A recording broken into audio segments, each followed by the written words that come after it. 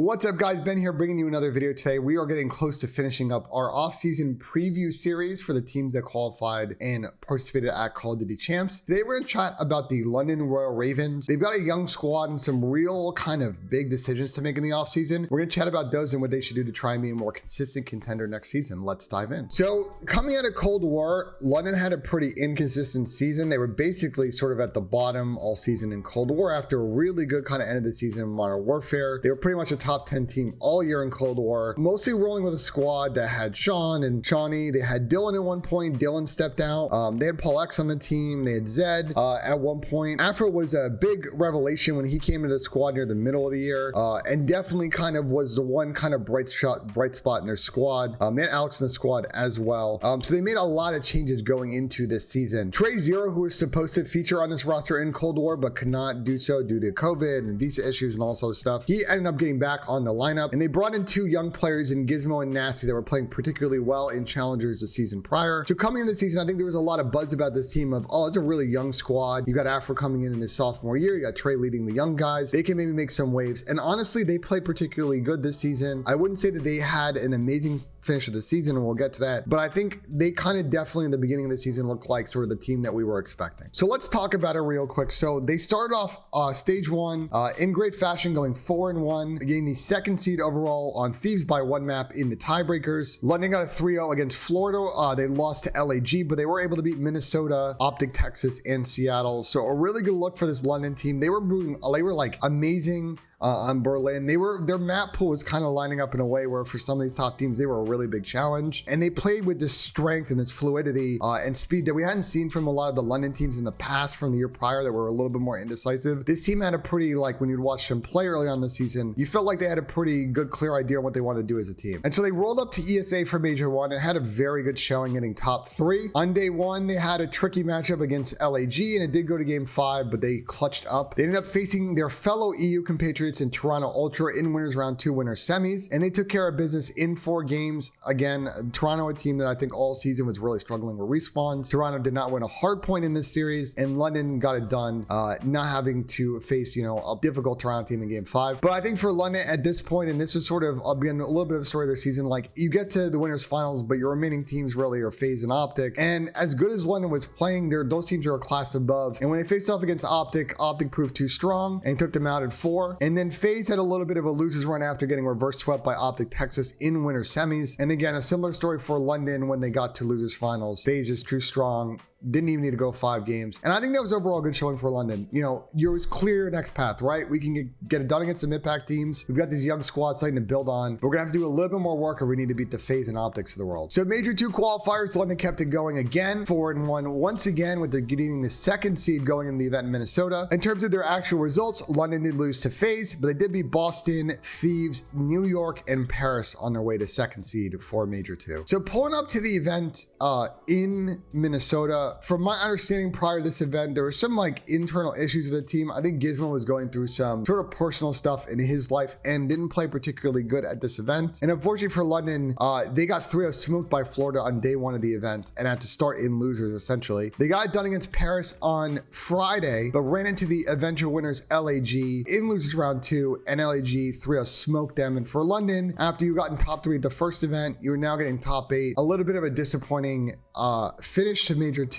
after really good 2 online cycles, and now you've got a break coming up and some time to think about it. So going into Pro-Am, Gizmo actually went back home. They bring in Harry to go ahead and substitute for him, and they get drawn in Group C at the Pro-Am event in Columbus, in a group with New York, Thieves, and Team War. And unfortunately for London, this is actually definitely a difficult group on paper, and London just ended up being the odd team out of the pro teams, and unfortunately losing to both of the other existing CDL teams in their group, Thieves and New York, even though they beat Team War. It was not good enough for them to advance, and unfortunately they did not make it out of groups at this event, continuing a little bit of a downward slide. I think one final note on this Pro-Am group is actually, and again, I just to reemphasize sort of the difficulty of this group, the 2 teams that finished top in this group were the teams that were the grand final of this event. So look, I know London wasn't playing amazing COD at this event, but if you were in say Group D or maybe Group B, you probably had a better shot, but just an unlucky draw for London. And you had a new squad at this point with Harry coming in. You're obviously trying to ride the honeymoon and not a really good confidence builder for this team. So Gizmo is still out at this point. point, they keep it going with Harry. And unfortunately, instead of going 4-1, they go 1-4 in the Major 3 cycle. With their only victory against Paris in a Game 5, they lost to Seattle, Toronto, LA Thieves, and Boston. So at this point, London, after a good finish, is starting to be in danger of not qualifying for champs. And they have to begin the event in Toronto by starting in losers. And they get a nice victory against New York on Friday to get into top 8. But that's really the end of it. They face an Optic Texas team who surprisingly got sent down to losers by Florida. Although I guess not surprisingly at this point, they lost to Florida a couple of times. And Thieves kind of 3-0 smoked them. And London, another top 8 at a major. And really now you're kind of on the cut line to make it a champs, and you got to have a good showing in Major 4. So finally, Gizmo is back in time for Major 4. They really needed this guy. They were playing really poor Call of Duty with Harry. I just think it was an awkward fit. You know, we had Trey Zero come on the flank at one point. He talked about how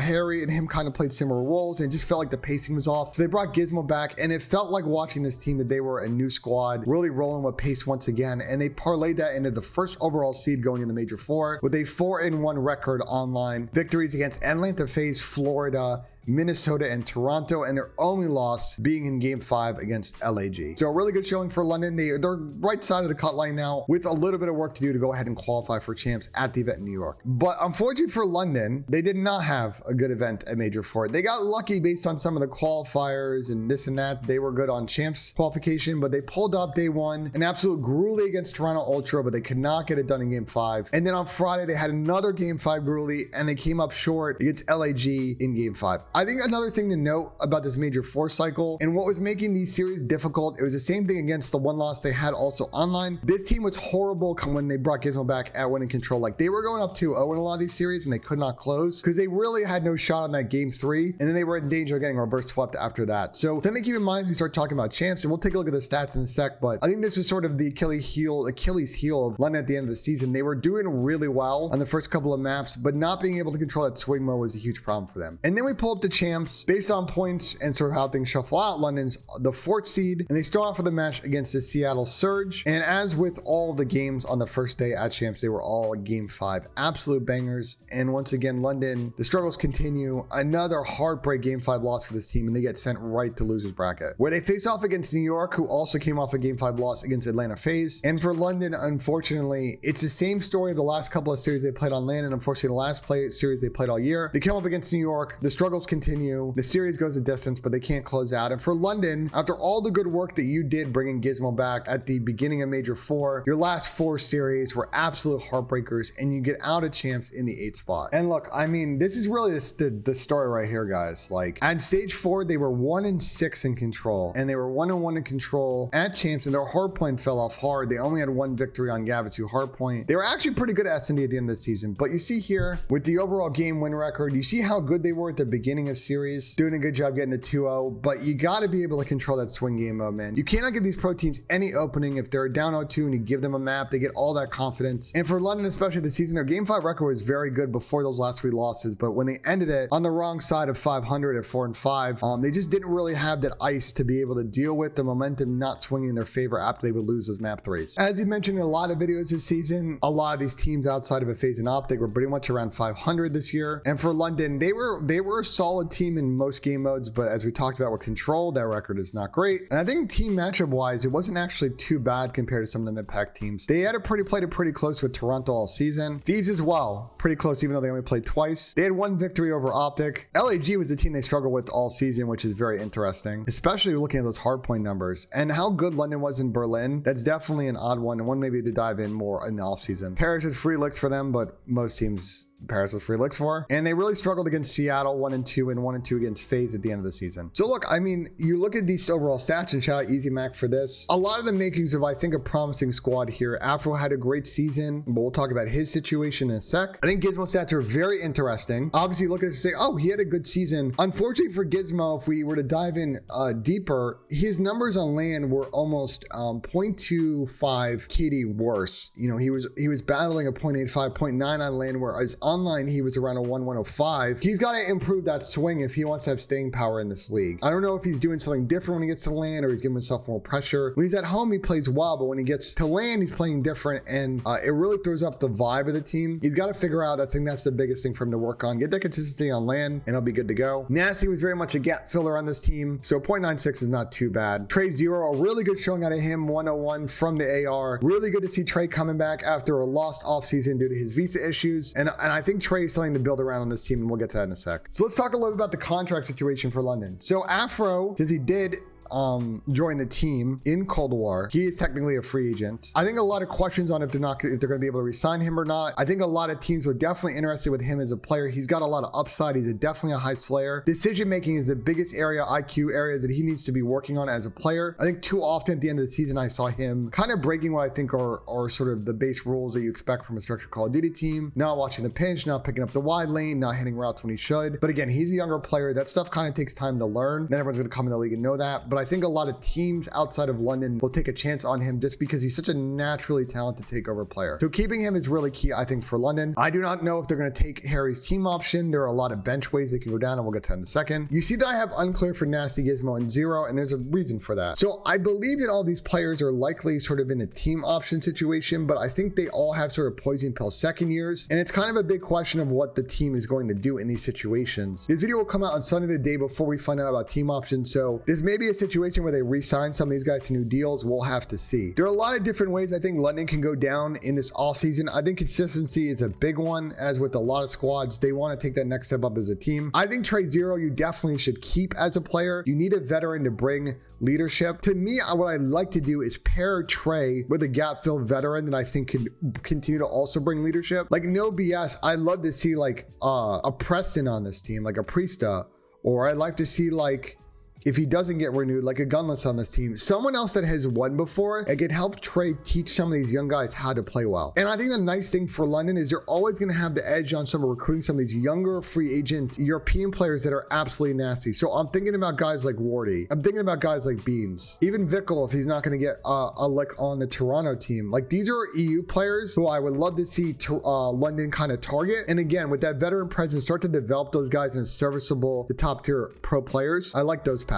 If you're going away from the Trey one, I kind of like potentially Mohawk on this team. If you're going to give someone a free look from challengers, I like that. I think another situation to look out for with this London team, again, keeping sort of the EU connection, is what happens with the Toronto Ultra squad. If any of these players come or go or don't get their options picked up, they're instantly going to be linked to the London team. I've seen Bance linked a lot to the squad. Obviously, we know that Trey and Bance are friends. Potentially they could team together, and Ben could kind of do that gap fill, although I think there would be definitely an emphasis on Ben needing to slay more in the situation, but I could definitely see it. And obviously we can talk about London sort of prospects, maybe with some of these Kai free agents. I think Hydra is obviously someone they should look at, but I don't know if they're going to be top one option for Hydra. We've talked about Shotzi a lot. I don't think he's going anywhere. That's more of a technicality. Clayster on this team would be definitely interesting for sure if you want to do a him with 0 swap. Obviously, we've talked a lot about Attach and his ability and what he could do for this team, but I don't think London's sort of a tier 1 destination for him. Big Wake and Skies are interesting as well, but again, I think London's probably a little bit down the pecking order for where those players want to go, and they would have to make a pretty good case as to why those guys should go to London. So I think an overall look, there's a lot of